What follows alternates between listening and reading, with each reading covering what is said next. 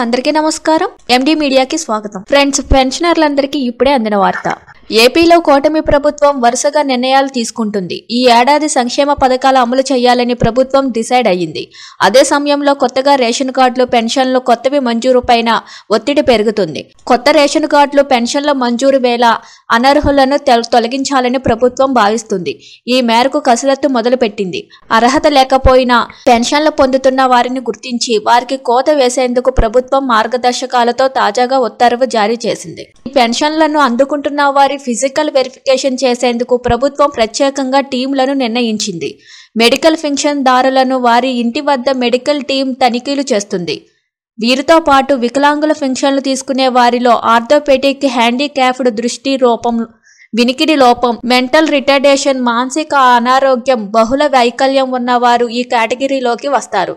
ఇంటింటికి వచ్చి verification team pension లబ్ధిదారులకు సమీపంలోని ఆసుపత్రికి తీసుకువెళ్లి పరీక్షలు నిర్వహించాక ప్రభుత్వం తాజా మార్గదర్శకాలతో స్పష్టం చేస్తారు.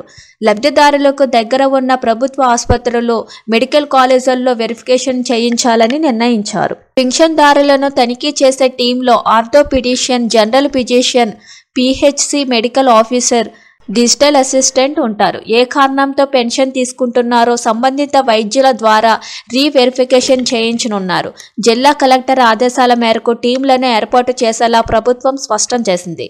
తనిఖీల సమయంలోని 18 ప్రశ్నలకు పెన్షన్దారుని నుంచి సమాధానాలు రాబట్టాల్సి ఉంటుంది. ఈ రీవెరిఫికేషన్ ప్రక్రియలో ఎవరైనా ఆరోపణలు ఉన్నట్లు, బోగస్ సర్టిఫికేట్లతో పెన్షన్లు తీసుకుంటున్నట్లు గుర్తిస్తే వారికి సంబంధించి ప్రభుత్వానికి సమాచారం ఇవ్వనున్నారు. పూర్తి స్థాయిలో పరిశీలన పూర్తయిన తర్వాత ప్రభుత్వం వీరికి పెన్షన్లు రద్దు చేస్తూ నిర్ణయం తీసుకోవాలని భావిస్తుంది. Thank you for watching this video.